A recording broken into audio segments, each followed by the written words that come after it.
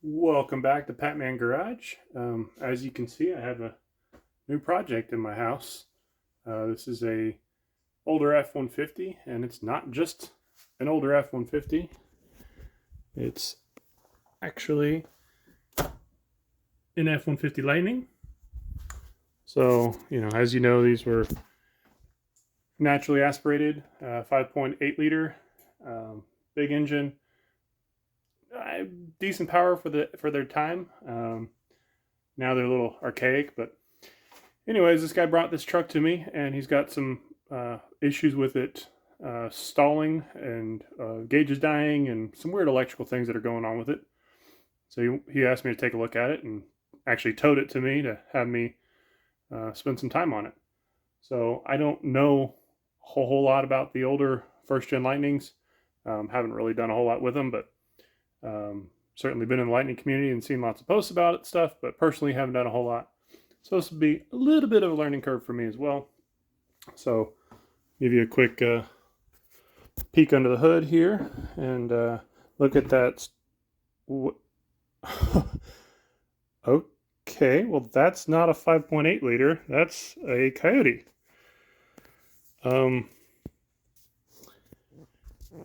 Well, that makes a little more sense why it's here at Patman Garage now, because it's Coyote swapped. So yeah, we're going to take a look and see if we can't figure out what's going on with this truck electrically and dig into it a little bit more. Minus shooting this intro, I did actually do a little bit of a quick look through on the engine. I did find one ground already that's not connected to anything at all. And there's a couple other things we're going to take a look at. And I want to get up under the dash and look at the steering column wiring and stuff like that. But we're going to get into it, and I will bring you along for the ride. And in case you didn't see, I did have a video about the lights, but I recently put up a bunch of my Ford swag stuff in the garage. So it's feeling a little bit more like home in the new garage. And we're going to get to work. All right, well, it's been a crazy several weeks since I filmed the intro video. Now I'm actually going to dive into working on the truck. So my first plan of action is going to be tackling this ground, which is going to be hopefully the easiest one to do. I'm going to pull my little PCV hose out of the way. I'm going to hopefully pull this bracket off completely, and then I may need to take a little material off so I can get the bolt to go back through it, but we're going to work on that right now. So these guys just pop off. All right, so PCV hose removed, and I've got my front mounting nut off, and I loosen the bracket here, and I've got a little bit of space behind it.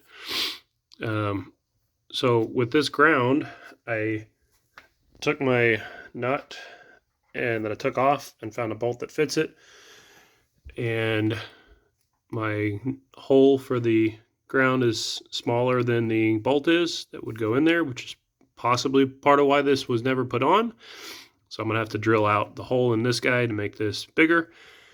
And then my other thought, I might just cut a end of it off and make a slot so it'll just slide into it, because this extension bracket piece is kind of encapsulated within the relocation bracket. So to actually do this completely with this intact, I would have to take the belt completely off, pull the alternator completely off, and that may be a little more work than it's worth, just for a little ground. So that's kind of thoughts going through my head, but I'm gonna have to drill it out first. So I'm gonna drill it out and think about my life choices here. Okay, so I got it drilled out, which is never a fun thing to do with electrical grounds because they want to just spin around the drill bit, and then you end up pulling the harness hard, but we're able to do it okay. And then I cut a slot in the side of it, so I should be able to, and my test fit with my bolt as well. So I should be able to just get this guy tucked down in here like that, and then we'll get the bracket tightened back up. Let's see. So I can get sandwiched in place, and then we'll move on to the next thing on my list to do. All right, so we got that little ground line fixed. Next thing I wanted to look at was the big ground, the chassis ground from the battery to the frame doesn't exist that I could find. So we're going to address that. So we're going to jump into one of my recently organized new boxes of parts, and I've got a cable that should be more than enough for ground, for the chassis ground, and we're going to have to put some fittings on it and cut it to length. So we'll figure out what that's going to take to do.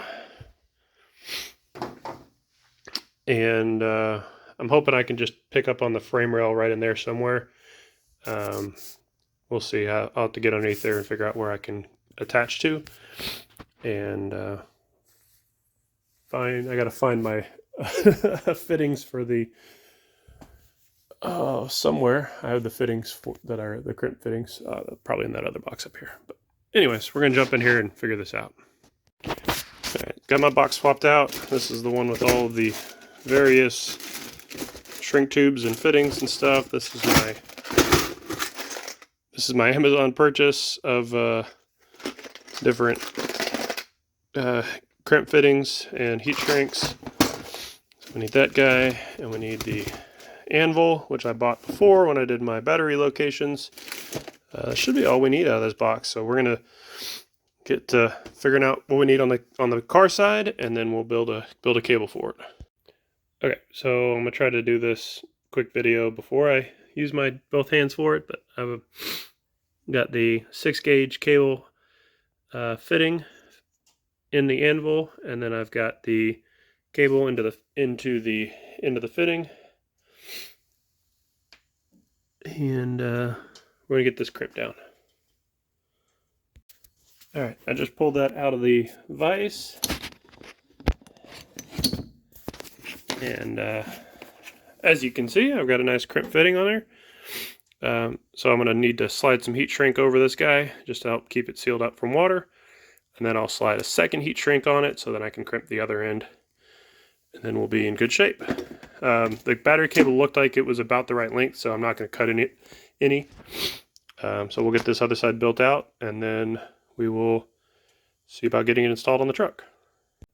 So I got both my crimps on. Need to do my heat shrink. So that means I need to get my lighter out, and I do have a little lighter, but I want to show off my new workbench I built here, bracket. I got my Makitas battery storage. These are 3D printed on, you can buy them on Amazon. And then they just storage, that's all that is. And then we'll go up here to our more fire, less fire box. Get the propane torch out, and we'll get these heat shrinked. Come on. There we go.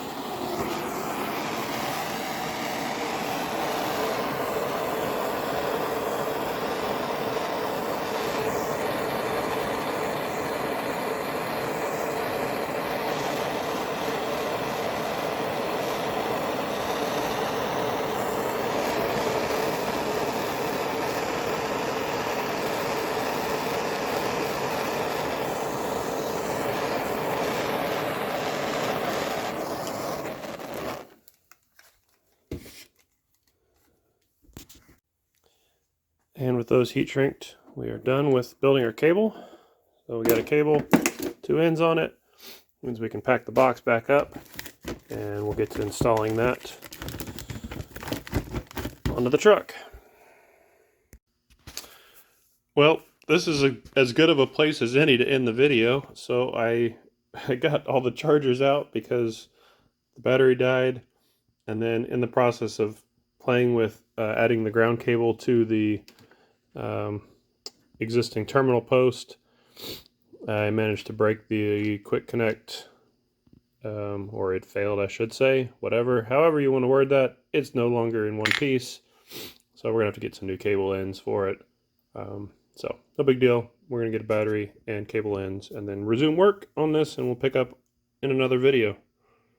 So we'll pick up right where we left off in the next video, and I appreciate y'all, and let me know what you think of this truck. It's a pretty cool truck, and honestly can't wait to drive it. I'm excited about it, and hopefully we have worked on fixing some of the gremlins out of this thing. So stay tuned, and I will catch you on the next one.